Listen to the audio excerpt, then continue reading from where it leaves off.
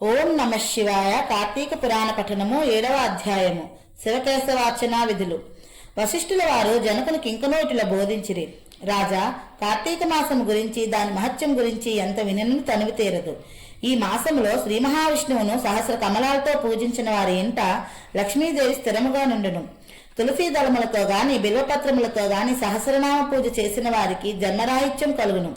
కార్తీక మాసమందు ఉసిరి చెట్టు కింద సాలగ్రామం ముంచి భక్తితో పూజించిన ఎడల వారికి కలుగు మోక్షం ఇంతింత కాదు. అట్లనే బ్రాహ్మణులకు కూడా ఉసిరి చెట్టు క్రింద భోజనము పెట్టి తాను తిన్నా సర్వ పాపములు పోవును. ఈ విధముగా కార్తీక స్నానములు దీపారాధనలు చేయలేని వారు ఉదయమున సాయంకాలంన ఏ గుడికైనను వెళ్లి భక్తితో సాష్టాంగ నమస్కారములను చేసిన వారి ఎడల పాపములన్నీ నశించును. సంపత్తి గలవారు శివకేశవుల ఆలయములకు వెళ్లి భక్తితో దేవతార్చన హోమాదులు దాన ధర్మములు చేసినచో అశ్వమేధం చేసినంత ఫలము దక్కుటే కాక వారి పితృదేవతలకు కూడా వైకుంఠ ప్రాప్తి కలుగును. శివాలయమున గాని విష్ణాలయమున గాని జెండా ప్రతిష్ఠించినచో యమకింకర్లు దగ్గరకు రాలేరు సరికదా. పెనుగాలికి ధూళి రాసులు ఎగిలేసిపోయినట్లే కోటి పాపములైనను పటాపంచలైపోవును.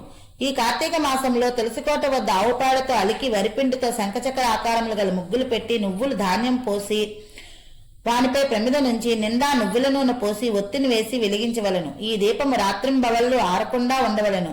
దీనినే నందాదీపం అందరు. ఈ విధముగా చేసి నైవేద్యమిడి కార్తీక పురాణం చదువుచుండిన ఎడల హరిహరులు సంతసించి కైవల్య మొసంగెదరు.